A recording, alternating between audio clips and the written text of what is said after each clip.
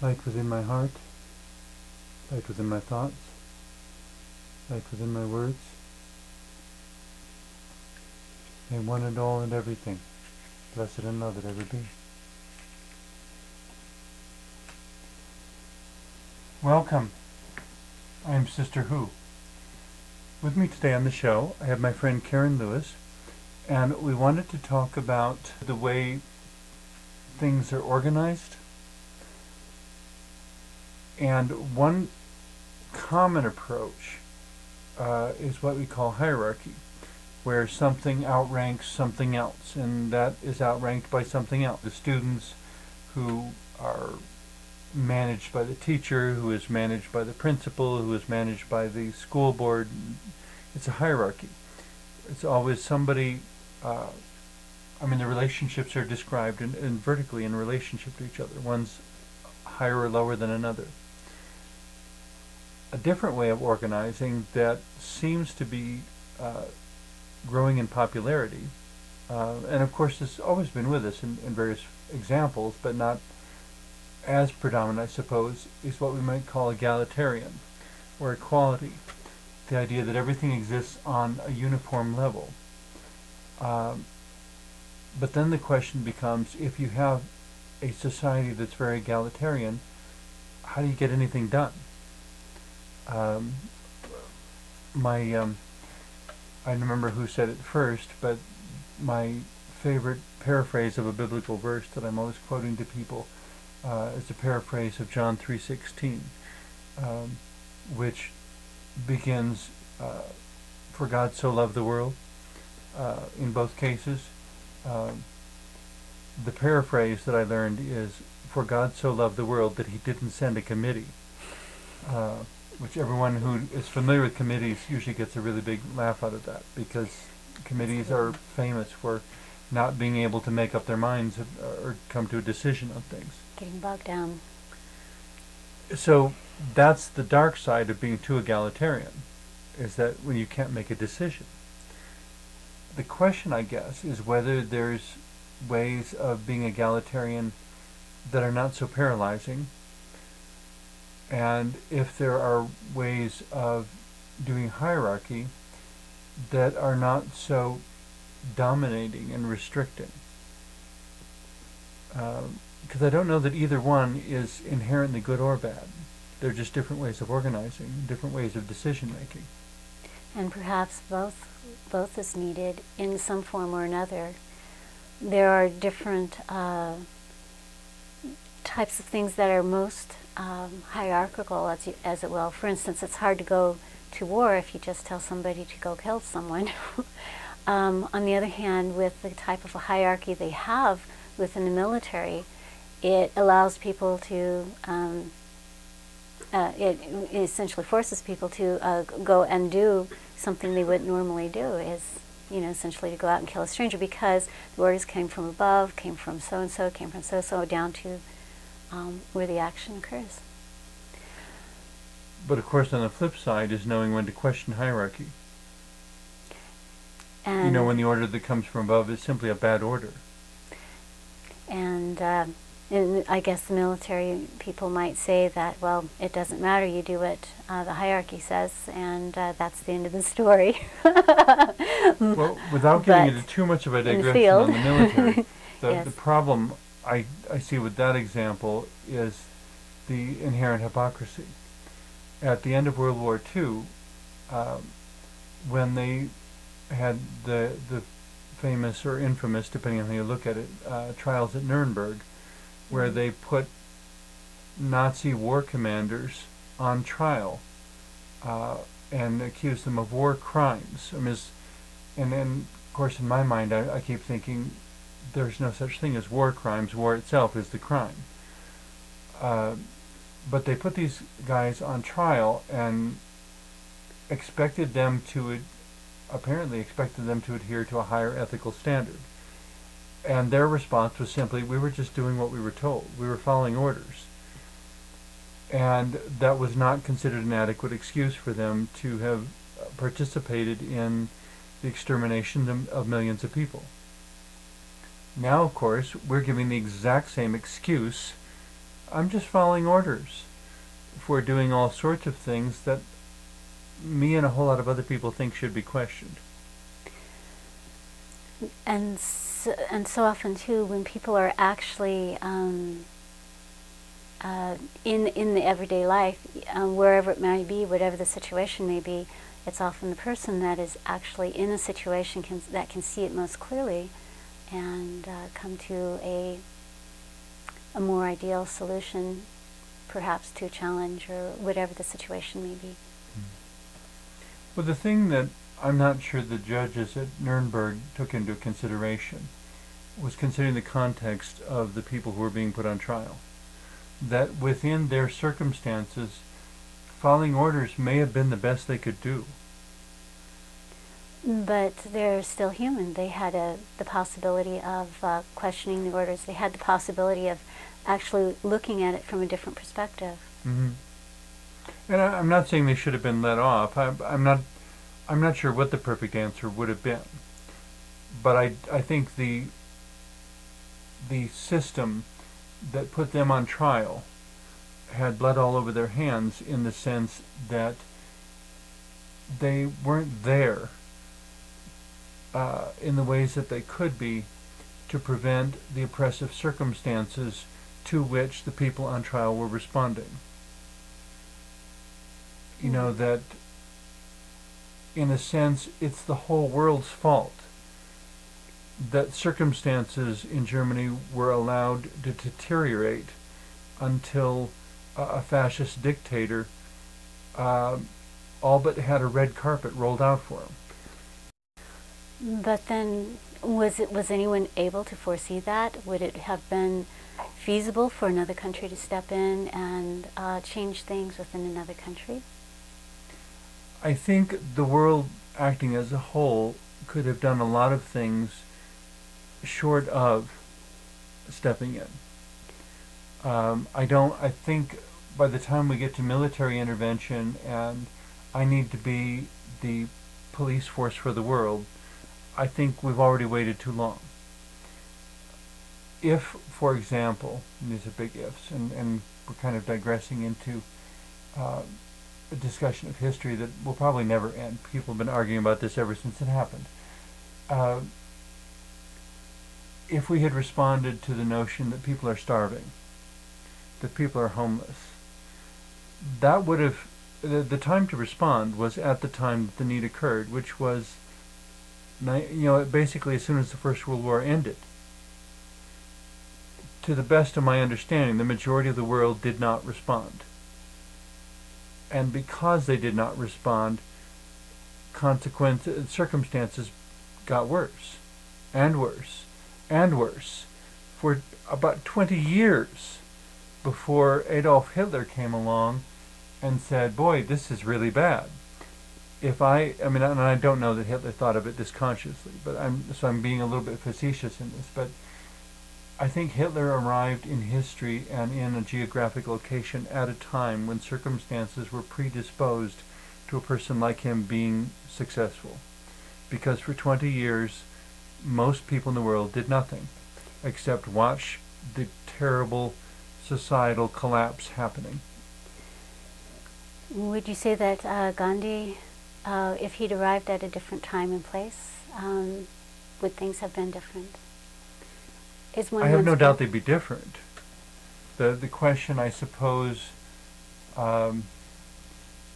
is whether his methods would have worked in a different time and place, and even at the time and place that they occurred. Why did the British government feel so predisposed to using such horrendously oppressive and violent means to attempt to maintain control of a colony? I mean, why is violence ever acceptable? And why is tolerance of somebody else's need ever acceptable? But to get back to our discussion of hierarchy and egalitarianism, I tend to side up with egalitarianism in the sense of it comes down to the basic question of how do we take care of each other?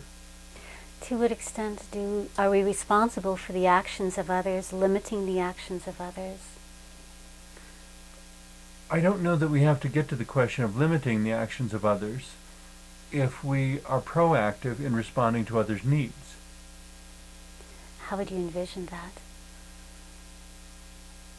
I guess I probably have a very idealized concept of village interaction, a stereotype, an ideal concept of the village communal relationship, which probably hasn't been completely fleshed out in would this really work, and it would work as well or as poorly as the people involved wanted it to work.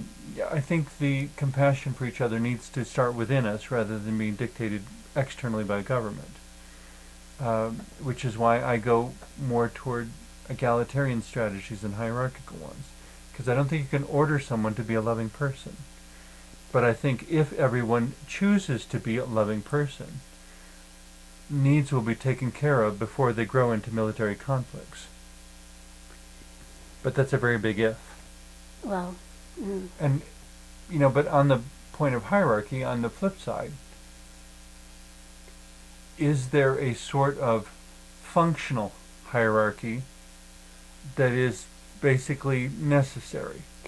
I would say that there is, for instance, as you're talking about with homeless or those who are hungry, there would have to be some type of hierarchy in order to deliver food, to deliver services, to deliver the information that they need to help relieve their situation.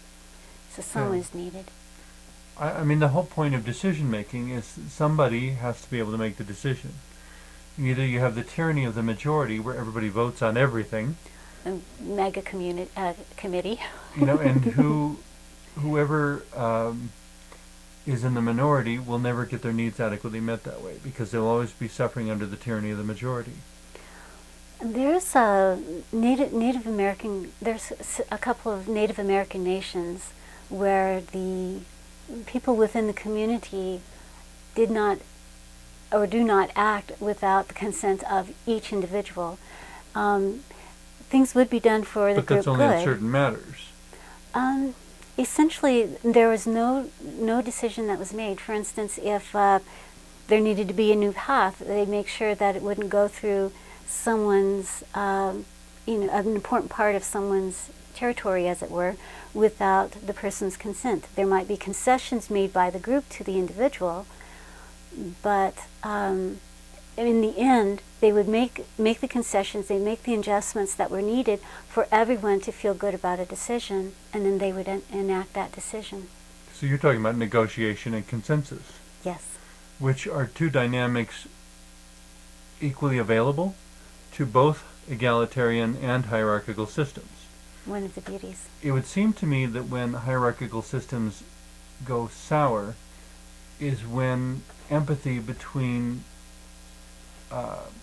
and understanding between those at higher levels in the structure become more ignorant of experiences at lower levels.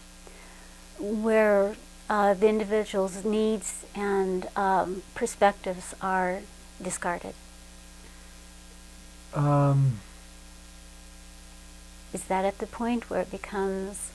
I don't know if it's necessarily discarded as, for example, it's a fairly well-known fact that at least at the time of recording this, for as long as anyone can remember probably, the national legislature of the United States is essentially a millionaire's club.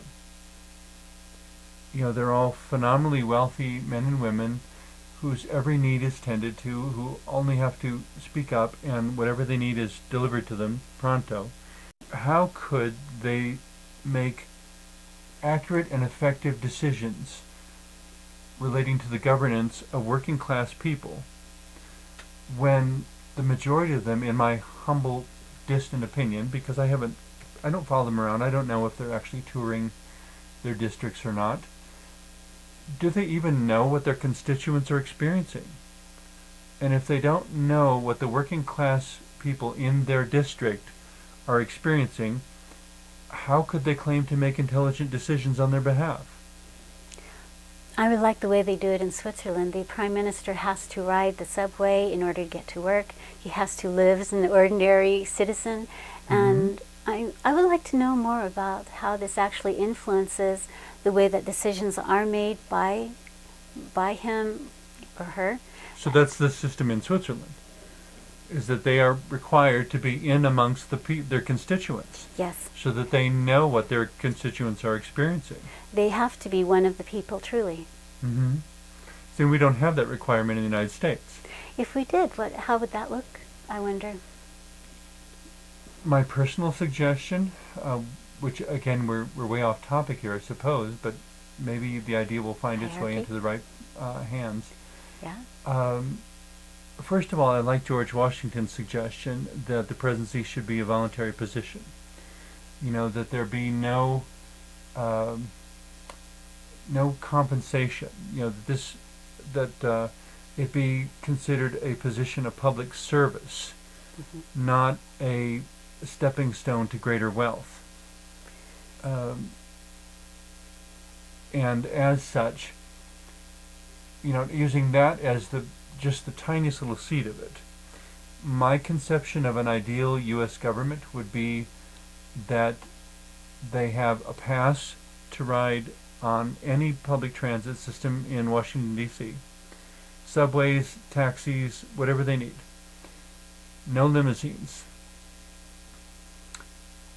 That instead of having these palaces all over the place, they have their own private residences in their home states, and when they come to Washington, D.C. to do legislative work on behalf of the people, they can present receipts for reimbursement, but they are not actually paid. But all their expenses are covered, and if they, you know, because they can't be at home working in their home state, maybe they get a reimbursement for their mortgage payment or something on a reasonable house. You know, nothing extravagant. When they come to Washington, D.C., there would be a dormitory of modest but comfortable description where the entire legislature would stay. You know, here's a bedroom with a desk. What more do you need to do your job? You got the phone, you got the internet, you got the bed, you got the desk. What more do you need?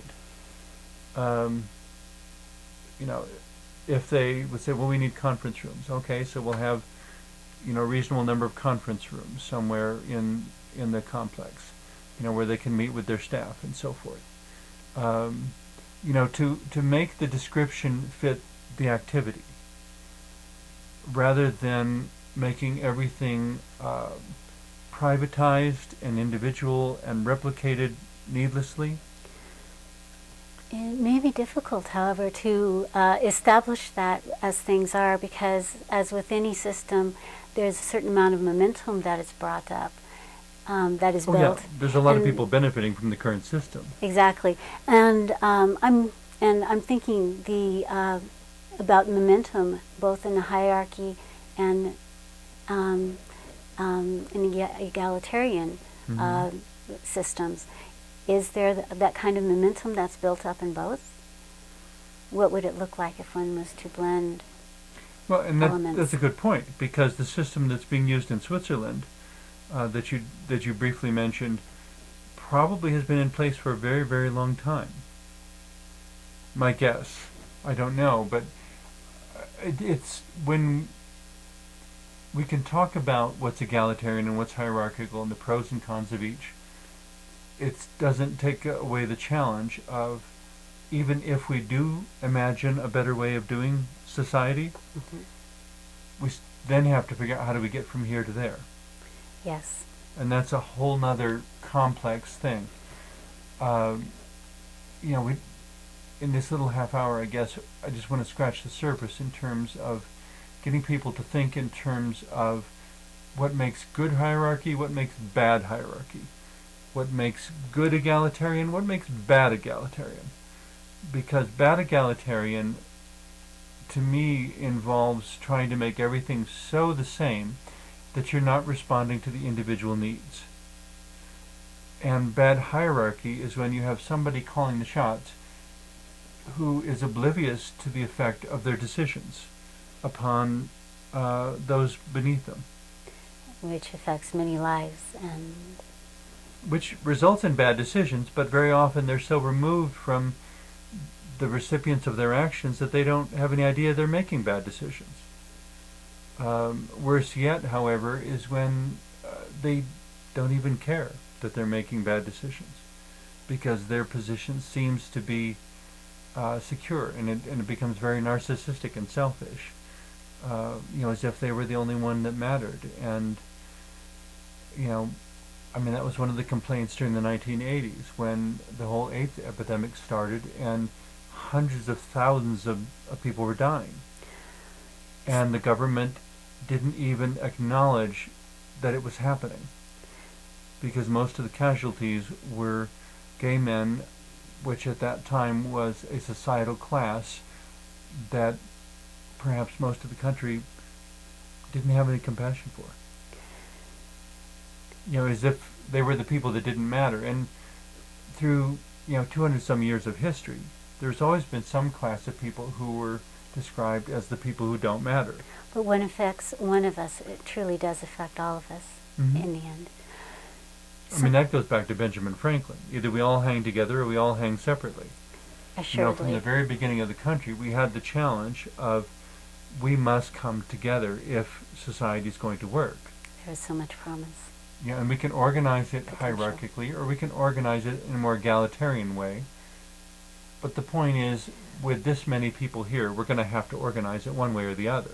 Some people would say that there's something that is on the flip side of that. It goes beyond the hierarchy of government, where there are a few handfuls of individuals who essentially call the shots, as it were, for any major enterprise anywhere on the planet. Okay. What would that? I wonder what that might look like on a more benign You're saying there are point. some people who claim that is already in place. Some would claim that. I find it implausible because of the sheer volume of people and information that would have to be involved. And if there was a flip side to that, though, one that was benign, what kind of works could they do? I'm not sure I understand your... The people that are saying that a few handfuls of people, essentially the super wealthy or super connected, that are they would say that they're doing things for negative purposes. But if there was something like that, that was more empowering for individuals rather than, the widespread rather than just for the benefit of a few. I'm afraid I'm still having a hard time quite grasping what the point you're trying to make, but... There's a science fiction story I'd once heard where there were two worlds fighting with each other. One was supposed to be Earth, and they realized that they were simply wasting their resources. Okay. And so what they did was the people that were in charge of the war on either side made a mutual pact. They stayed on the other person's planet and essentially made all the hard decisions that were required in order for things to go more smoothly and beneficially for the people living there from that point forth. Things that so it would be like two countries swapping governments. Essentially, and in some ways. Not swapping governments, swapping personnel within their governments. Yes. So during the Cold War years of covert, or I'm not even sure what the right way to describe it. It was the Cold War was essentially the war in which there was no overt fighting, but we defined each other as complete adversaries. Would be my explanation. Okay. What that would be saying then is that we take all the people from the Kremlin in the Soviet Union, and put them in the positions of the legislature in Washington, and all the people in Washington put them in the Kremlin, and say, okay, for the next 60 days, here is the Constitution, here are the documents, here's your translator, whatever. You run their country according to their constitutional documents in the best way you know how. But there wouldn't be that baggage, that momentum from what had been done before by the people who had been there. There wouldn't be the baggage. Yes, and which that you say is a good thing. Which could be a good thing if their purposes was truly to create something of benefit. Goodness. Well, we've wandered all over the map. We're coming down to our last few seconds, but this is really, obviously there's a lot more that could be said on the subject. You know, a lot of it seems to come down to putting, you know, being able to look at the world through the other person's perspective. You know, and it seems like one point we have come up with is that for a hierarchy to be good, people at the top have to have a deep understanding of what people at the bottom are experiencing. And for egalitarian systems to be effective, we have to live like we really do believe that everyone matters, instead of just resorting to the tyranny of the majority. And being effective, getting things. I guess that's where I would still come back to the basic point that the real question is simply how do we or how will we take care of each other? Because the way we take care of someone else will ultimately become the measure by how someone takes care of us. Benjamin Franklin again. Thank you for being here today.